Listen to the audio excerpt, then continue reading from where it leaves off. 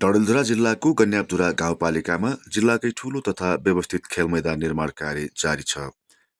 जिल्ला सदरमुकाममा व्यवस्थित खेल मैदान नहुँदा ठूला खेलकुद प्रतियोगिता आयोजना गर्न समस्या भइरहेको बेला कन्याधुरा गाउँपालिका सदरमुकाम वडा नम्बर 2 को बडा गणेशपुरमा व्यवस्थित खेल मैदान निर्माण गरिन लागेको हो। पालिका स्तरीय खेल मैदान निर्माण अन्तर्गत 2079 सालबाट खेलकुद मैदानको निर्माण कार्य सुरु गरेको थियो।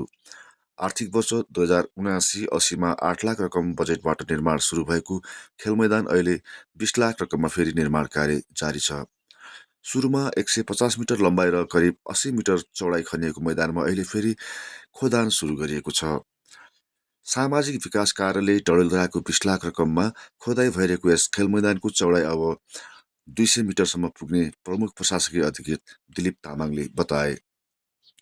तामाङका अनुसार ठेक्का प्रक्रियाबाट निर्माण भइरहेको खेल मैदानको करिब 23,000 घनमिटर खोदाइ गरिनेछ।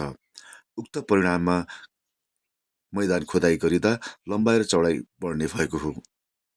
कन्याधुरा गाउँपालिका वडा नम्बर 2 का अध्यक्ष मनोज देउबाका अनुसार यस खेल मैदानलाई रङ्गशालाका रूपमा निर्माण गर्न आगामी आर्थिक वर्ष 2083-84मा झन्डै 5 करोड बराबर रकमको सिलिङ गाउँपालिकाले प्राप्त गरेको छ।